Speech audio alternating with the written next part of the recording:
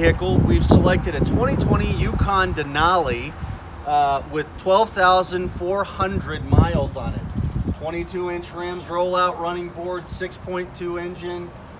It's pearl white, hard loaded. So today we're going to have the opportunity to speak with Jennifer Cunningham, the Assistant City Manager, and hopefully she loves it as much as we do.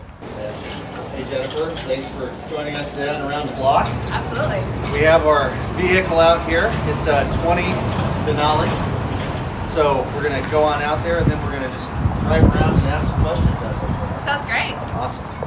Welcome, Jennifer. Thank you. Thank you for being our first guest. Absolutely. Yeah, we are excited. We're going to take off here and we're going to talk to you about a multitude of things today. But one of the things that everyone is most excited about is this new garden rapids at the big pool. Very exciting. We got a big event coming up this weekend, but we'll get to the event this weekend, which of course is on Saturday. And of course, I'm sure everyone can figure out what that big event is. But just tell us a little bit about, why should everyone be so excited about this place, and what are you excited about? I think I'm most excited about the fact that we got here, right? I mean, 28 months is what it took for us to go from identifying an issue or several issues that we had at the big pool.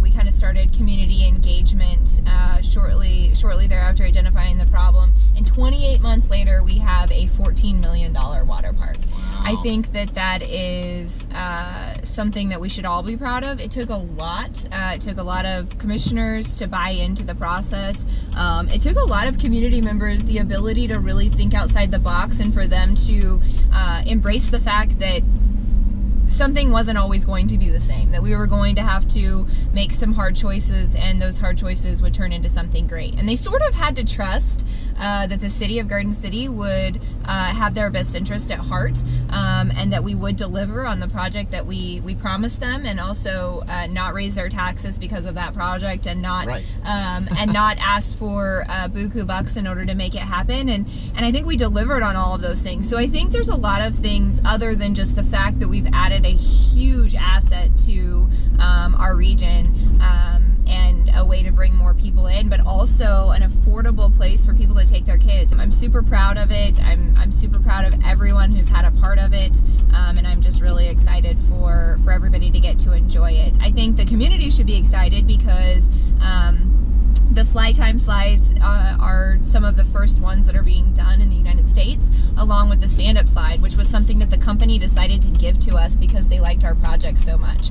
Splashtacular had wanted for a long time to do what they call a slipstream slide, which is a stand-up, almost like a water ski. I've seen the video of this. Yeah, it's pretty cool. I couldn't figure out how to do it because I'm not super talented at things like that, but I did try. I ended up walking down the slide like a little penguin.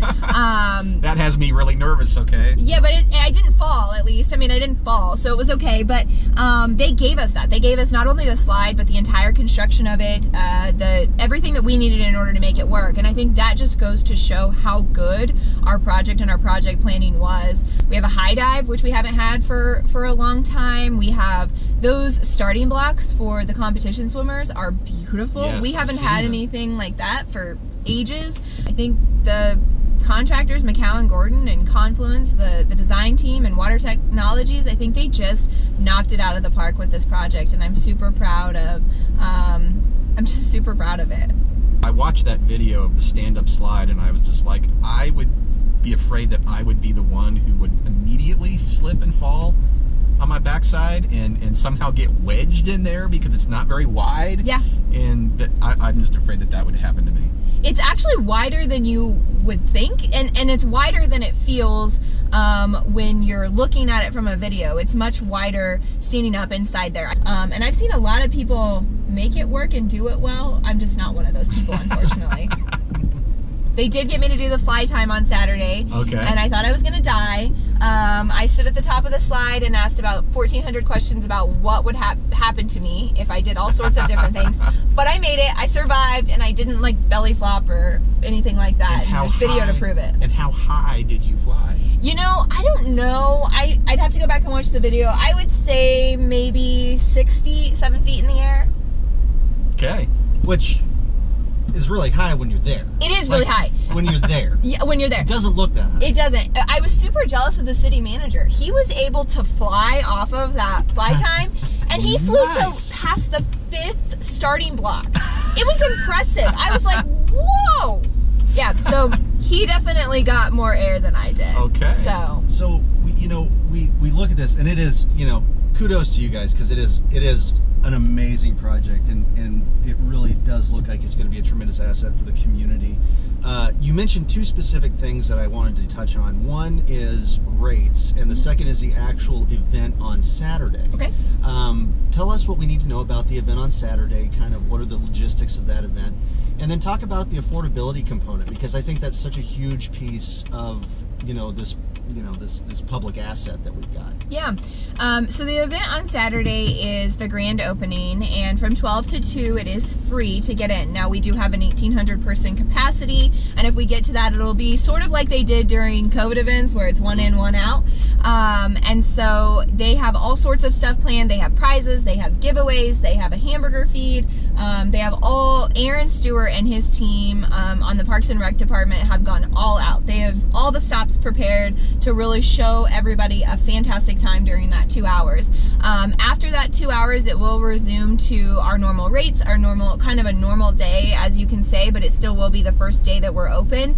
I anticipate that if you are intending to come to this grand opening, you will want to get here early. My guess is there's going to be a lot of people who are interested in getting their hands on being one of the first people into this water park, and I'm guessing that people are going to be parked all up and down the streets and in front of the zoo and everywhere they can find a spot. So yeah, I would definitely come out early if you're intending to get one of those places. So the normal rates to get in to the facility are $3 per person, and that is for anybody that is going into the facility. We do have punch passes that bring that rate down closer to about $2.50 a person, and then we have summer passes that bring that rate down to about $1 a person or a little bit less. I think it's like 90 cents is what it ends up working out to be. So depending on how often you're planning on using that facility, if you're someone who's going to bring your kids or your family every day or 4 or 5 times a week, the season pass is definitely your best option. If you're someone like a daycare, or you're a grandparent that maybe has 5 or 6 grandkids and you're going to have different grandkids at different times, so having a season pass doesn't make sense, then those punch cards are really where it's at for you, because you can use however many of them you need each time that you go to the facility. And if you're someone who is just going to use it on occasion, of course that $3 rate is still really inexpensive. The last time we checked, Dodge City was doing $5 and $7, and so just in comparison to that, we're at a really good rate. Yeah, it's phenomenal. I mean, you think about being able to spend a day at a water park like that. You spend so much more when you go to a bigger city and go to a bigger water park like that. So, and affordability had to be key in this project, because it used to be the biggest free concrete municipal swimming pool. So with emphasis on the word free, so it's no longer free, of course. It's no longer free, but it wasn't free when we closed it. Right. But affordability is key. Yeah, and we were charging $2 a person for the big pool prior to its closing. You mentioned that you did try the slides. I did try the slides. Okay. Yes. So, what Cunningham family walks into the park, what are you knocking other kids over to get to? What feature is it that you want to do the most? Oh man, probably the tube slide, which I didn't get to do this weekend because we didn't have our tubes here yet. But probably the tube slide, I think more for me, just because you can ride 2 persons to a tube, and my 5-year-old loves slides, and that's something we could do together. And I can envision the fact that we would probably go down that slide about 100 times. But you haven't done it yet. But I haven't done it yet. So you don't know if it's going to kill you or not. So I don't know if it's going to kill me. It might kill me. I don't know. But, I have high hopes for that one. What is it that you do when you're not doing what you do? When I'm not doing what I do, like in regards to work? Exactly. Okay, so I have 3 kids. I have a 5-year-old, almost 6-year-old. I have a 3-year-old, almost 4-year-old, and then I have a 15-month-old. My husband and I have lived in Garden City for about almost 11 years. Yeah, it's been almost 11 years. Yeah, it's crazy. We have lived in 3 different houses in Garden City, remodeled them, sold them, and moved on to something else. And now we're currently living in a rental and building what we hope is our forever home. Oh, wow. And I really am into like design and all of that sort of stuff. So I spend a lot of my free time planning design and decor and finishes for our house. The free time that I have, which is there's not a lot of it, that's pretty much what I spend it doing. So you talk about how you're building the house, right? Yep. And it sounds like that's a big passion of yours. It is. How is that going? It's awesome. So it's so funny because I don't know how many people that we come into contact with, either that my husband is associated with or that I'm associated with, that have said, that causes divorces. That causes, all sorts of problems. We're both intense, but at the end of the day, I think we're also both very realistic. We don't have high expectations that we're not going to fight over some, whatever it comes to on something with the house. And we've been through 3 renovations, 2 of which we did 100% ourselves, and 1 of which we got help on. And so there were times when we were doing those renovations where we would get off work at 5 o'clock on Friday, and we would work halfway into the night, and we'd work all day on Saturday and halfway into the night and all day on Sunday, and then turn around and go to work on Monday. Like you have that kind of time. Yeah, exactly. And I think that doing that, those situations, those stressful points prepared us for this, because this feels easy. We have a builder. He's doing 90% of the work. I think about doing something like that. My wife and I think about doing something like that, but I'm not going to speak for my wife because she's way more into the redecorating and remodeling and that kind of thing. But the whole concept kind of intimidates me. Yeah. Like I think about it, I think, well, that would be really cool to build your own house. But then I think, no, just hand me the keys, have it done. Yeah, I get excited about this idea. So when we did our last house, our last renovation, which was one of my favorite, prior to us ever getting started, I put together a 100-page book that detailed every room down to what is the smoke detector going to be that we're going to use in that room. My goodness. And so I've done the same thing for this house. The book is a little more concise because I've learned I've learned better how to create each design for each room. And so the book's only about 70 pages for our new build, but okay. It's fun. I really enjoy it. It's the abridged version. It's the abridged version, exactly. How has construction gone? What were some of those unforeseen things that kind of happened? Because you talked about community engagement and all of this planning that went into the project. What are some things that happened that you didn't really expect to happen that created a snag here or there? I was extremely naive in that when this whole process started. I was naive to believe that, I thought I could do anything. I thought that there was nothing that, as long as you worked hard and you put an effort into something, that you could make it happen. And so we did put a lot of effort and thought into how do we kick this off, because for 40 years prior, the commission had tried to do this project. They had tried to get this going. They had committees. I don't know how many community members I talked to that said, yeah, I sat on a committee, but we could never get it done. 5 wanted to keep it and 1 didn't, and that was the end of it. It just died out after that. And so we knew going into this, I knew going into this, that there was no way that we could do this the way that everybody else had done it. It had to be completely different. It had to have a fresh look, and it had to hit as many people as possible. We had to get in as many people's heads as we could to get them thinking about the problems that the pool was facing and what were we going to do. Was it going to be that we did nothing and that we were no longer going to have aquatics, or were we going to do something about this? But the second thing is what I had to do personally as we went through community engagement is I had to learn to turn off social media. I'm super tied into it because of what I do and wanting to make sure that the city's always seen from the most positive light, and that people are really proud of what we're doing. And I really had to turn it off during this time because there were horrible things being said all over the internet about the project, about the pool, about our intentions, whether it be the commission or whether it be mine, my personal intentions, which weren't really even a factor in it. But I had to really turn it off and say, okay, I've got to keep pushing, even though it feels like I'm hearing most of the negative. I've got to remember that there are people out there that this matters to. There's swim teams that want to continue to compete. There's kids that need to continue to be able to learn how to swim. And the city has to really think about how we're going to do aquatics. So all of those things came into play. I went through a lot of community engagement sessions where people were mad, and they wanted answers. They wanted to know where the water was going. They wanted answers to things that I didn't have answers to. And so it was just really, those were probably the hardest times. once we got past that, honestly, it's been pretty dreamy. It's been pretty easy. We hired the best of the best when it comes to contractors and architects, and they have made my life dreamy. Part of the history that's important to point out is that you kind of had a small aquifer developing underneath the big pool, and that was one of the big problems. Yeah, so we were losing 200,000 gallons a day, and we knew that we were losing water when we took back over the pool and started managing it in 2017, but we didn't realize how bad it was.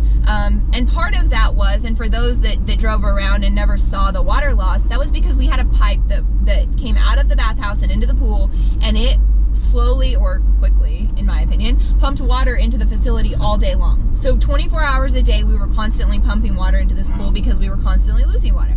We had a really hard time with chemicals. The chemicals alone were over $110,000 a year. And for example, on this new facility, about $17,000 a year. So the amount of chemicals that we were spending just to try and keep up, and then the difficult thing was to try and balance them out in a facility that wasn't properly set up to pump water through that large body of the deep end. So we would get black algae in the middle of the deep end, and then the sides would be so hot with chlorine that we couldn't get people into the water. So we were constantly trying to manage the temperature of the water. It would come in at 50 degrees, and even if we got a couple hot days, it would always remain at that steady temperature. So if we got a day that was only 70 or 75, it wasn't super fun to swim in the pool. Right. You know, you talked about the 100-page book that you created for your house, or for your renovation, and you know, you can just tell the amount of passion that you put into your projects, which means it creates takes up a great deal of your time. Jennifer, when do you sleep? I don't sleep that much. I really don't sleep that much. We kind of laugh about it at work, but I started something about 2.5 years ago, where I started getting up at between 3:30 and 4 o'clock every morning. And the reason I started doing that, and some mornings it's earlier, but the reason I do that is because what I found is that from the time that my children get up, which is about 6 o'clock in the morning, until the time I go to bed at night, which is usually between 9:30 and 10, I'm constantly on for someone, whoever it is. It's my kids, or it's my job, it's one of my department heads, it's one of my employees, it's someone else's department head or someone else's employee, it's someone's project, it's my husband, it's a community member, or it's our daycare center. You know, whoever needs me from the time I wake up until the time I go to bed, I'm on for them. And what I figured out a couple years ago was I was not going to be able to sustain that. I wasn't going to be able to sustain that if I didn't have some sort of period of time each day that was just for me. That was my personal time to do whatever I wanted to do. And so I kind of carved out this space, and it started out as a time for me to work out. And so I'd spend that whole 2 hours or whatever it was working out. And then I realized that wasn't fixing my mindset, or that wasn't helping me be successful every single day. And so I changed that, and now I break that time up into planning out my day, everything I need to do, and then journaling, and then reading a book so that I can read one book every month. And then I spend some time just being quiet, just sitting and being quiet. No phone, no computer, no lights, nothing, just quiet. And I try not to think about anything. I try and really center and just breathe. And I have found that has been the most successful thing of anything that I've done. This is probably not something I could sustain for my whole life maybe, but right now I've figured out how to make it work, and I don't get tired in the afternoons, I don't feel groggy, I don't feel like I don't have energy. So right now that's what works. That's how I survive. You need to write a 70-page book about that. I'll work on that. Lamar, Colorado is where you're from. That's where I'm from. Tell us what was life like for young Jennifer in Lamar? Oh, wow. Life in Lamar was pretty amazing. My mom was the director of public health. My dad was the postmaster. They kind of knew everybody. Well, everybody knows everybody. I spent most of my time going to school in Lamar, but when my senior year, I went to McClave to high school, and that's where I ended up graduating from. I wish I could have gone there longer, because that small school, I think, taught me a lot about people and different personalities and that sort of thing. But life was good. I played sports, mostly basketball, a little bit of volleyball, a little bit of track early on.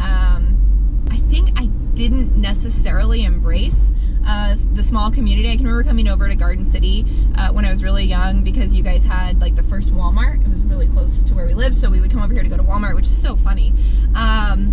can remember thinking, man, I would never live here. Like, why do people live here? And so when we were first actually looking at moving here, my husband was coming to interview with the city, and I said, you're going by yourself because I'm not moving to Garden City. I don't know what you're thinking. And when he came back and said, I think this is where we're supposed to be, it took me a while to embrace that. But I'm glad that I did, because it is the best kind of life someone can have. I mean, I would encourage more young people to look at living in places like Garden City, because we have everything, yet we have none of the traffic, we have none of the commutes, and as you get into having kids and trying to balance all of your life into short periods of time, being able to get from your house to work in less than 5 minutes is amazing. Yes. But you have to give Garden City a chance, is what I always tell people. You totally do, yeah, because it is sneaky good. That's right. We're excited about the water park that's getting ready to open up. Yeah. The community is excited about that. Yeah. Its progress, this great new facility. Everyone's pumped. There are some people out there, though, that are a little sad. Yeah, A little sad about the big pool. Obviously, it's been around for decades. Yeah. A very special place to a lot of people. What do you say to people who are feeling sad and sentimental about the big pool? I think the first thing that I would say to a lot of people is that I get it and I don't understand how you feel. And I'm sure that's what a lot of them are thinking, is how can some person who didn't grow up here, and my grandparents didn't help hand dig it, and my parents weren't lifeguards there, and I did take my kids there, so I guess I do have that. What I tried to hit home with most of them was whether they wanted to see it end up like the State Theater or the Windsor Hotel, something that was such a vital part of our history, but we're not doing anything with, because we're unable to, because it gets to the point that it gets either so bad or so far gone that nobody has the dollars or the ability to get it to where it needs to be. What I tried to tell people was, okay, let's think of the alternative. What if we don't do this? What if we just say, okay, we all love the big pool so much, and it's such a historical place that we're going to leave it as is. But the city of Garden City can't continue to operate it. We can't continue to put water in it. We can't continue to let people swim here. So what we're going to do is we're just going to leave it. We'll let the sand blow in it. We'll pick up trash. We'll take care of it in that. And we'll leave the fences open, and people can come see it as a historical site. Let me guess, they didn't like that idea.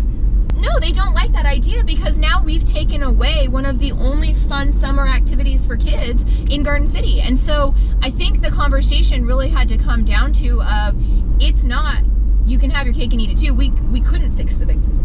Water fun is still the most important thing to be. Right. At the end of the day, the most important thing is that we provide quality of life for families who want to stay or come to Garden City and live here and make this their home. We showed them what aquatics should look like based on what the 4,000 students in Garden City said when we went around and talked to them. We went and asked them, and their teachers were amazing and helped survey them and helped us figure out that there better be big slides and there better be a lazy river.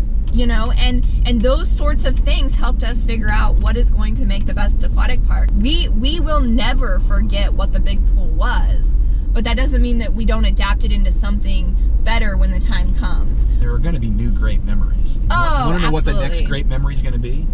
It's going to be Tanner falling on that stand-up slide and getting wedged in there, right? Yeah. Yeah. Probably. Okay, Yeah. I like it. I'm not super athletic. I like it. Yeah. So, Jennifer, thank you very much for being the first guest on our show. Absolutely. One of the things we asked was, what is one of your favorite foods? And so you told us that it was the Ghirardelli sea salt dark chocolate. Yep. And so this is for you, Thank you. as a thank you gift. And I appreciate that. really appreciate you taking the time today. I know you're busy, and so it's awesome that you gave us the time. We Absolutely. really appreciate it. Thank you. Have a great day. Yeah, you guys too.